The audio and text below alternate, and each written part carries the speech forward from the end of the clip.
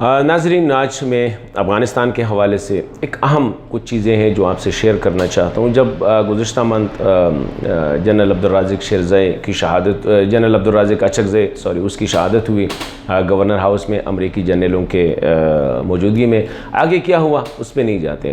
عبدالرازق اچکزئی کون تھا اور اس کے بعد جرنیل کون بنا، اس سے پتہ چل جائے گا کہ اب بدقسمتی سے افغانستان کی صورتحال کیا ہے۔ جنرل رازق اچکزئی جو تھے وہ اگر آپ کہیں تورخم بارڈر پہ یا چمن بارڈر پہ گئے ہوں گے تو وہاں پہ لڑکے ہوتے ہیں، نوجوان لڑکے ہوتے ہیں یا مرد ہوتے ہیں، ان کے پاس ہتھ گڑیاں ہوتی ہے اور وہ بارڈر کے اس پار اس پار سامان کو لے آتے جاتے ہیں۔ رازق جو تھا یہ آٹے کی بوریاں پاکستان سے لے جاتا تھا اور افغانستان میں پھر فروخت کرتا تھا، وہ ہتھ گاڑی میں وہاں پہ وہ بارڈر پہ کراس کرتے تھے۔ چلو ٹھیک ہے، پھر غلام آغا شیرزئی صاحب نے جب افغانستان بارڈر سیکیورٹی فورس بنائی تو اس میں سپاہی بھرتی ہوئے اور ترقی کرتے کرتے جو ہے یہ کرنیل بن گئے۔ کرنیل کے بعد اس نے کہتے ہیں جرنیلی کے لیفٹیننٹ جنرل کے ٹائٹل جو ہے وہ اپنے آپ کو دیا اور پولیس چیف بن گیا۔ اس سے پہلے یہ بھی لوگ کہتے ہیں کہ یہ کوئٹہ میں تندور کے دکان پہ کام کرتے تھے، لیکن یہ کوئی بری باتیں نہیں ہیں، اچھی بات، محنت والا لڑکا تھا، وہ اپنی محنت سے، زور سے، انٹیلیجنس سے وہ کرنیل بن گیا۔ آگے جا کے اس نے اپنی زور بازو سے جو ہے جرنیلی بھی لے لی۔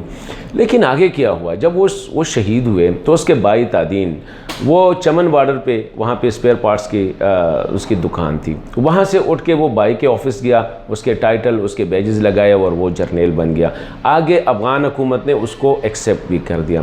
ابھی اگر آج اشرف غنی صاحب کہتے ہیں یا افغان گورنمنٹ کہتی ہے کہ طالبان ہمیں سیریس نہیں لیتی یا دنیا ہمیں سیریس نہیں لیتی، یا بابا کون آپ کو سیریس لے گا؟ اشرف غنی صاحب سے ایک سوال ہے، کیا کسی بھی ملک میں ایک بندہ دکان سے اٹھ کے وہ پولیس چیف بن سکتا ہے؟ نہ ان کی تعلیم دیکھی جاتی ہے، نہ ان کی تربیت دیکھی جاتی ہے، نہ ان کی ٹریننگ دیکھی جاتی ہے۔ تو یہ افغانستان کی صورتحال، میں اکثر کہتا ہوں ہمارے افغانی بھائی زیادہ تر گالیاں دیتے، گالیاں دینے کی ضرورت نہیں ہے۔ خود سوچیں، اگر اس ملک کو ہم نہیں، ہمارا اپنا ملک ہے، افغانستان اپنا ملک ہے ہمارا، اگر اس کو بنانا ہے تو خدا را کچھ سوچنا پڑے گا کہ یہ ابھی وہ جو 19ویں یا 17ویں 15ویں 16ویں صدی تو ابھی نہیں ہے کہ ایک بندہ، اس کا بھائی بدماش تھا، اس کے بعد وہ آ کے وہ بدماش بن گیا، اس کا بھائی جرنیل تھا، وہ آ کے وہ صوبیدار بن گیا۔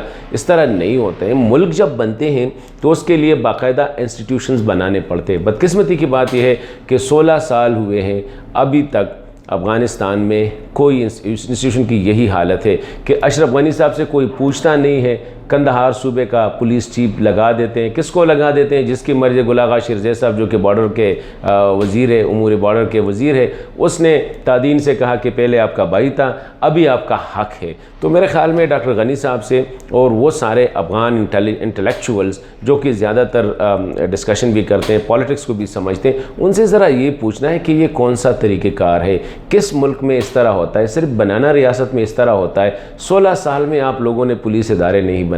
تو میرے خیال میں ابھی وقت ہے کہ اس قسم کے فیصلوں سے بہتر ہے انسٹیٹیوشنز کو بیلڈ کیا جائے تاکہ افغانستان کو کوئی سیریس لے، ورنہ یہ کوئی اسپیئر پارٹس کی دکان سے نکل کے جرنیل بن جاتا ہے، کوئی بارڈر کی ہاتھ گاڑی چلا رہا ہے وہ جرنیل بن جاتا ہے، یا کسی کے والد جو تھے وہ جرنیل تھے تو وہ جا کے کرسی پہ پکڑ لی۔ اس طرح ریاستیں نہیں بنتی، یہ ہماری بڑی بدقسمتی ہے اور یہی وجہ ہے کہ افغانستان میں حالات ٹھیک ہونے کے بجائے دن بدن خراب ہوتے جا رہے ہیں۔